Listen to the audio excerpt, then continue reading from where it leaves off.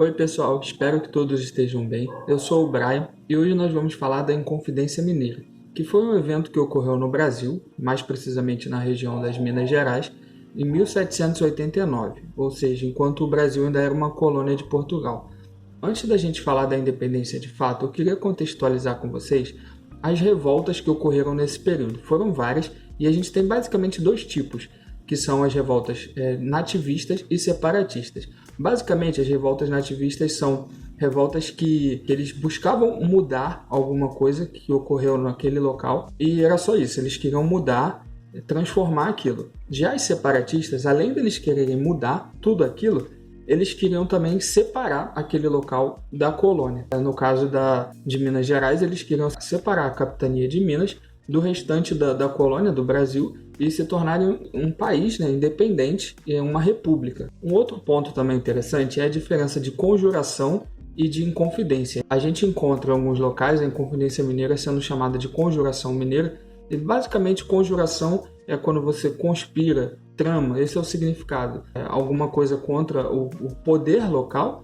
E a inconfidência já é a revelação de um segredo, A confidência é quando você tem um segredo com alguém, e a inconfidência é quando esse segredo é espalhado, é vazado. Vocês vão entender melhor porque a gente chama então de Inconfidência Mineira. A inconfidência, a conjuração, ela tinha o objetivo de separar as Minas Gerais do restante do Brasil, mais precisamente da colônia, não ser mais uma colônia de Portugal e se tornar uma república. Durante esse século XVIII, no Brasil ficou conhecido como século do ouro, porque é nesse período onde os bandeirantes eles encontram as minas de ouro, posteriormente até de diamante, ali na região central do Brasil, e então o eixo econômico da colônia muda do Nordeste, que era onde era plantada a cana-de-açúcar, a monocultura, e passa a ser a extração do ouro, no Sudeste. O ouro de aluvião, que é esse ouro que é achado no leito dos rios, que é peneirado até você encontrar ouro, ele atrai muitos aventureiros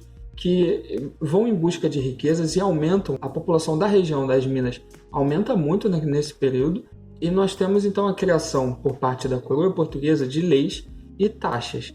Então eles criam leis que o ouro teria que ser fundido nas casas de fundição, e eles eram fundidos em formato de barras e eles recebiam um selo real. Então se o ouro não tivesse aquele selo, ele era um ouro roubado e podia ser confiscado pela coroa. Além desse selo, ele ficou também instituído a taxa, o imposto do quinto, que é toda a produção, 1/5 de toda a produção devia ser destinado diretamente à coroa portuguesa.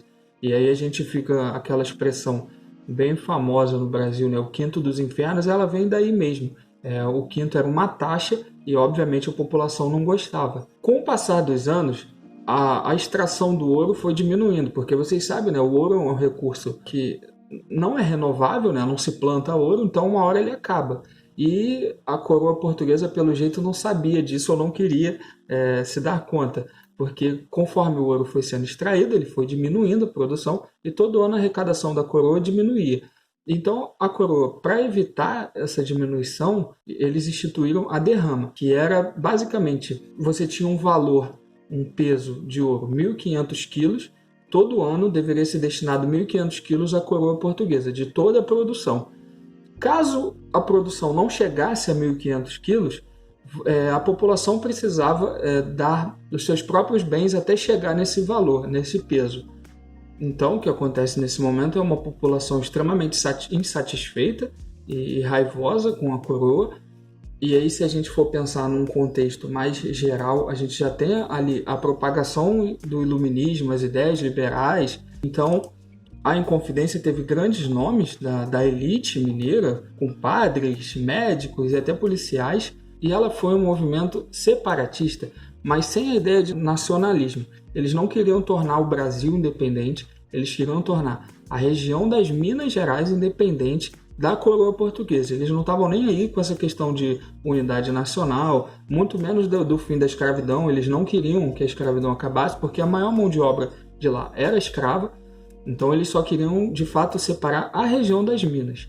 Ela foi planejada em 1788 para ocorrer no ano seguinte, mas acabou que ela foi denunciada por 3 pessoas que receberam perdão, em troca da denúncia, receberam perdão das suas dívidas, além de anistia. Por isso ela fica conhecida como Inconfidência. Pessoas vazaram o segredo para a coroa e por isso ela deixa de ser uma confidência, um segredo, e o plano vai por água abaixo. A maioria dos integrantes dessa conjuração foram presos e enviados para exílios. 9 foram condenados à morte. 8 receberam perdão real posteriormente. Apenas um, Tiradentes, foi condenado à morte e enviado para o Rio de Janeiro. É importante entender também que esse movimento não foi movimento das classes populares, foi movimento da elite mineira, e com a participação de um ou outro de classe menos abastada. Tiradentes era um deles. Então Tiradentes, que era um militar de baixa patente, ele acaba sendo morto em 1792, 3 anos depois. Ele foi enforcado e depois esquartejado, e a sua cabeça foi exposta em praça pública para servir de exemplo a outras pessoas a não desafiar a coroa portuguesa. Posteriormente, ele acaba se tornando um mártir dessa revolução delatada e símbolo da independência dos republicanos. Mas para a coroa portuguesa e até mesmo para o Império, que o Brasil se torna império alguns anos depois, ele era um criminoso que foi punido pelo seu crime. A sua imagem e história foi amplamente divulgada após a proclamação da República, né? A gente tem em 1822 a independência do Brasil. Alguns anos depois, em 1889, a gente tem a proclamação da República. O Brasil deixa de ser um império para se tornar uma república. E aí sim a gente tem essa construção de Tiradentes como um herói. O recém-governo brasileiro queria construir essa questão da identidade nacional com um novo hino, nova bandeira e novo brasão e heróis, e Tiradentes se encaixava perfeitamente nessa questão. Estátuas, palácio, a gente tem aqui no Rio de Janeiro o Palácio Tiradentes, tem uma cidade chamada Tiradentes, muitas coisas foram criadas para ajudar nessa construção de herói. Um outro ponto que eu queria abordar com vocês é a aparência de Tiradentes. A aparência real, ele muito provavelmente foi morto careca e sem barba. Por quê? Como ele era um militar, naquele período os militares podiam ter no máximo um bigode, eles não podiam ter barba. E todas as pessoas que eram presas tinham a cabeça raspada para evitar piolho e qualquer outro tipo de problema. Então os presos, basicamente, geralmente, eles tinham a cabeça raspada e Tiradentes, por isso, muito provavelmente ele foi morto careca e sem barba nenhuma. Muito diferente, né, das imagens e pinturas que a gente tem de um Tiradentes com cabelos longos e barbas longas, que é a imagem criada de Tiradentes. Eu queria mostrar para vocês agora uma imagem, a gente já está vendo ela aí, e vocês veem Tiradentes na forca, com os cabelos longos e a barba longa, uma cruz perto dele. A gente vai ver que essa ideia de cabelo longo e barba longa é de fato para tentar parecer a imagem de Jesus, né? O Brasil é um país majoritariamente cristão, e chegar com a imagem de Tiradentes próxima de Jesus faz criar uma empatia natural, e os artistas iam nisso mesmo. A gente tem aí um frade, né? Uma pessoa, um representante da igreja, como se estivesse lamentando, uma pessoa muito especial vai ser morta. A gente tem ali também no outro canto um representante do povo lamentando também. Uma outra imagem que eu queria mostrar para vocês, Tiradentes esquartejado. Essa imagem é do Pedro Américo, um pintor foi muito famoso. A gente tem aí alguns pontos. Essa imagem é muito legal, que tem alguns pontos muito interessantes.